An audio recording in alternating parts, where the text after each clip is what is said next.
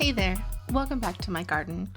I'm really excited. This is the first episode where we actually have content, and I kind of want to start off with a plant update, specifically my plants, I guess. I don't have anyone else's to share, so I'm going to tell you about mine.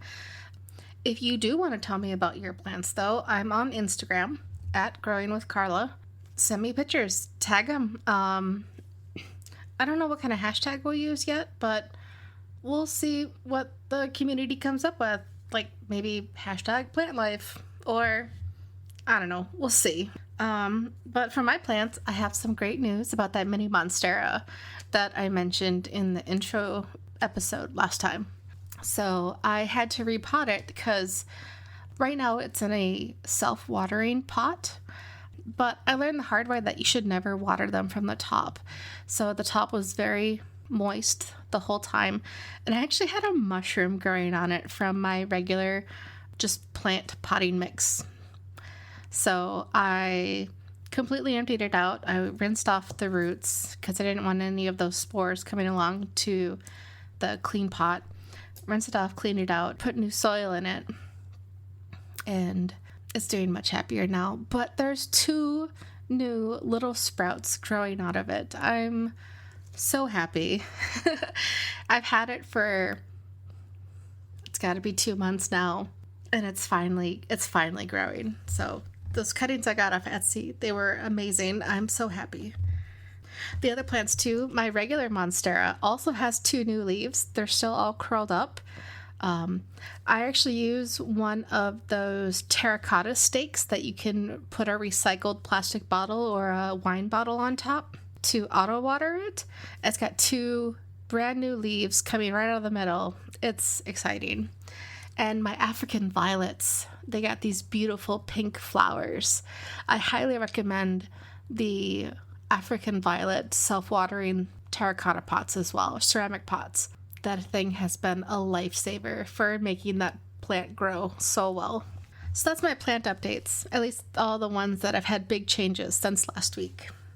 Today I wanted to talk about green thumbs though. So we hear this a lot, like, oh, you have such an amazing green thumb. And a lot of the times people think that it's this like innate ability that people have to just be amazing at keeping their plants alive. But this is kind of a myth. People work really hard to become great at keeping their plants alive and flourishing. But let's talk about the origin of that phrase first. So, according to Merriam-Webster, it's the unusual ability to make plants grow. According to dictionary.com, they changed the wordings just a little bit to exceptional ability. From Quora, their answer is, a green hand is a beginner at something who makes beginner mistakes, but having a green thumb means that you can grow anything. There was another couple sources, one that I found where they were talking about they found a source from the Old Farmer's Almanac.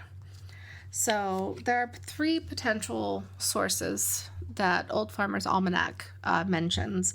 The first one is about King Edward I of England, who loved fresh green peas so much that he hired a bunch of serfs to just shell peas for him all day. And whoever had the greenest thumb from shelling peas for him, he would give a reward. The second potential source was repeatedly handling clay pots encrusted with algae will stain a gardener's thumb and fingers green, which is true. And the last one I feel is more the source because I've experienced it myself. Just chlorophyll in general, working with plants and cutting them will stain your hands and your fingers as well. And I've definitely had that in my life. So that's the one I want to go with, but let me know what you think could be the original source, or if there's any other sources out there that I haven't mentioned. But my story of getting a green thumb, it was definitely earned. It was not something that came easy to me. I have killed so many plants. It's a little bit funny because I feel a lot of the problem that people have when they're getting into their gardening career or their plant hobby is that they want the beautiful, most expensive plants right away. And they're absolutely gorgeous. I can totally understand why. I've done it myself. But then these plants are really hard to maintain. And they die on you so easily if you don't know what you're doing. So that's where we kind of get into what I feel are the main points about, I don't want to say earning your green thumb, but creating your own green thumb. This is very much a long process, and it takes a lot of active involvement and wanting to know more about your plants. So the first part about it is observation. Just by spending time with your plants each day, looking at them, like even if you don't have to water them or provide them with fertilizer, just look at your plants every day. Does it look different than yesterday? Does it have any new spots? Are there new leaves coming? Does it seem to be wilting a little? Like I have a crispy wave plant who, if he's low on water, he will droop like a drama queen. And so just a few minutes after getting water, he perks right back up. It's funny. Looking at the color of the plants, are they the bright, vibrant green that you're expecting? Or maybe are they a little bit dull? Are they turning yellow? And then the overall health of the plant. Like I saw mushrooms growing out of my self-watering mini monstera pot. I'm like, I really don't want to grow mushrooms in this. So, and I didn't want it to affect the plant either, because I don't know how temperamental this plant is just yet. Like I've been keeping it alive, and thankfully it hasn't had any leaves go bad, but I didn't want to risk it. So just keeping an eye and observing your plants every day so that you can get a pattern of what they look like, what they're supposed to look like. The next part is understanding your plant's needs. So this is where those little placards or those little inserts that come in your seedlings pots, like if you're getting fresh petunias or brand new pot of violas or whatever, or even your little starter plant for tomatoes, those little cards that come in them that sit in the dirt. It's important to read those, but also remember that it doesn't contain all the information. Like it'll say bright light, indirect light, preferred shady areas. They're good to get you started, but if this is a plant that especially cost a little bit more than just going to Lowe's or Home Depot and getting a $2 seedling, then you're going to want to learn more about its specific sunlight needs and its how often you need to fertilize it, how often it needs to be repotted, what kind of water or how much water it needs, how often it needs the water, what kind of temperatures does it prefer, how much airflow does it need. So just getting started, definitely observing your plants and then just knowing their basic needs based on information out there.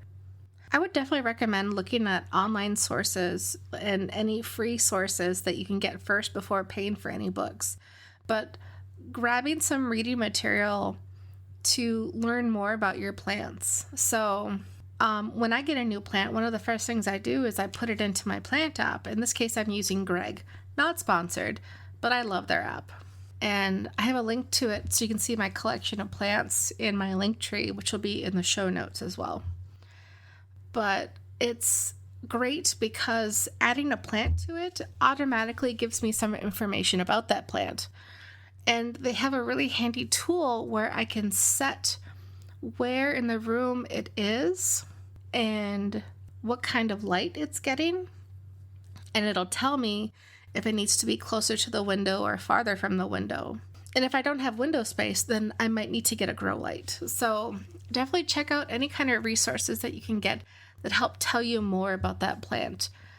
That way, as you're observing it, you can realize, okay, I'm giving it enough water, I'm giving it enough light, maybe something else is off. And that's where it comes into the next part, which is experimentation and learning from your failures. It is totally okay to fail when it comes to plants. I know that we all love our green leafy babies, but sometimes they just don't make it, and sometimes it's not even our fault. If you have pets, that's another topic for another day, but you have to make sure that some of your plants are safe for pets, because I know when I first got my spider plant, The dog liked to chew on it a lot. And now I don't have a spider plant.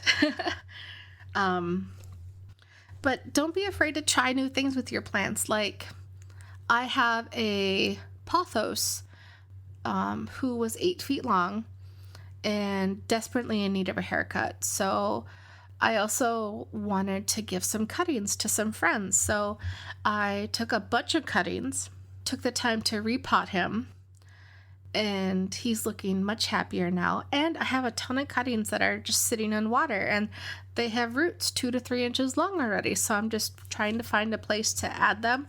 I took a couple of the cuttings and added them back to the original pot so that it looked a little bit more full.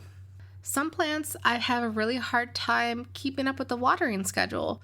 And so this is where that Greg app comes into play too, because it'll remind me when I need to water some plants.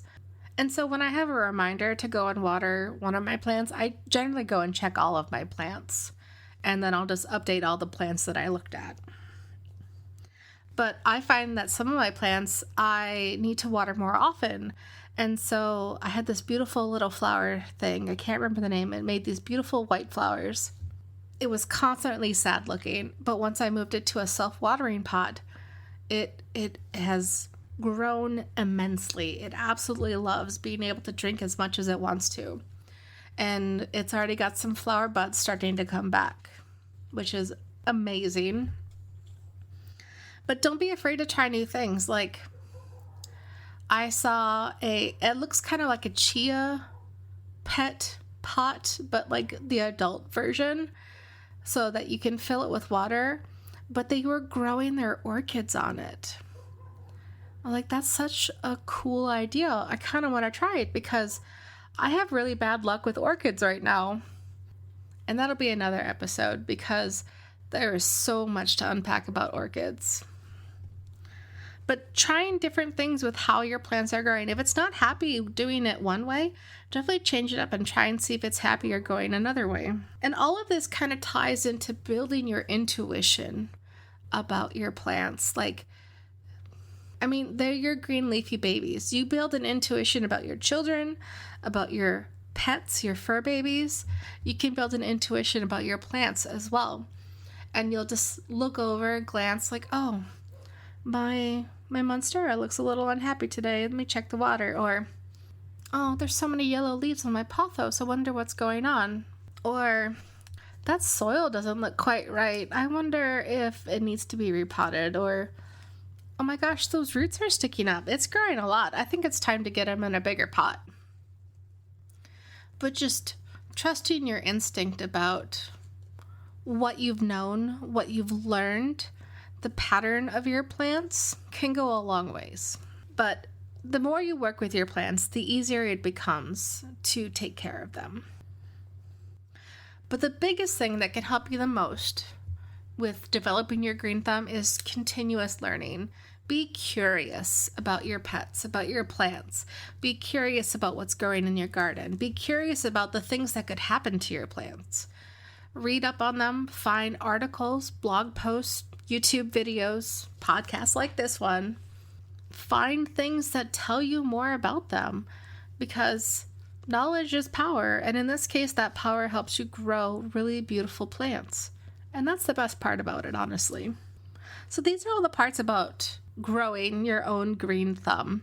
It's not something magical that people just get. It's something that takes time and appreciation and learning and being curious.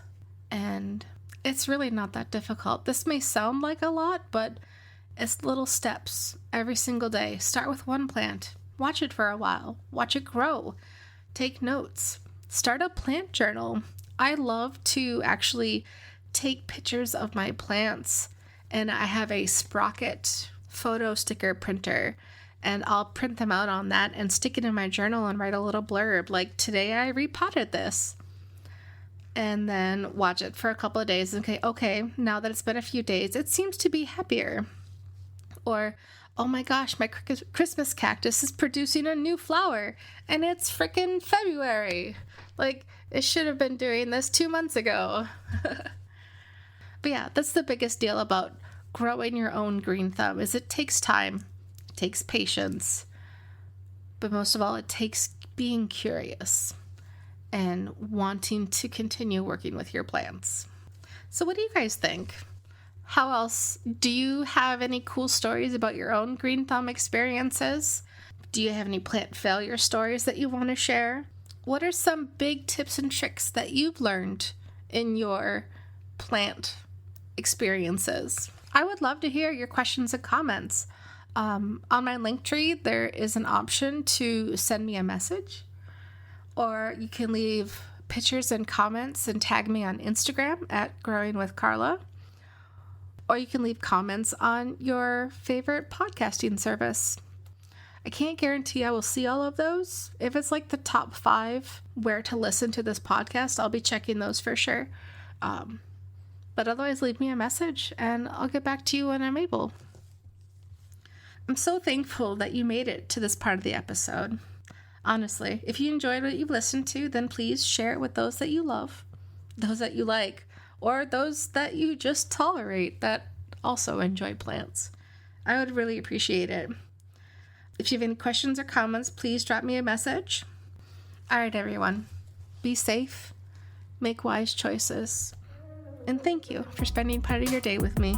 I really appreciate it.